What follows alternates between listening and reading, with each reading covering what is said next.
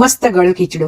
શિયાળામાં ગરમ ગરમ ઘઉંનો ગળ્યો ખીચડો મળે તો ગળ્યું ખાનારા જે લોકો હોય એને તો જલસા જ પડી જાય. ઓરિજિનલ ઘઉંના ઠોઠા કહેતા. હવે તો બારેમાસ છડેલા ઘઉં તૈયાર મળે છે. આ મેં છડેલા ઘઉંમાંથી તૈયાર કર્યો છે. પાણીને ઉકાળવા મૂકી દઈએ છીએ. ઘઉં મેરી બબલ્સ થાય એટલે 8 કલાક માટે ઢાંકણું ઢાંકી પલળવા દઈએ છીએ. 8 કલાક પછી જોઈ શકો છો કે એકદમ પોચા પડી ગયા છે. 2-3 વાર પાણીથી બરોબર સાફ કરી લઈએ છીએ. 4 ટેબલસ્પૂન ઘી અને 1.5 કપ ફૂલ ફેટ મિલ્ક લઈ એને ઉકળવા દઈએ છીએ. સહેજ ઉકળે એટલે એમાં પલળેલા ઘઉંને ઉમેરી દઈએ છીએ.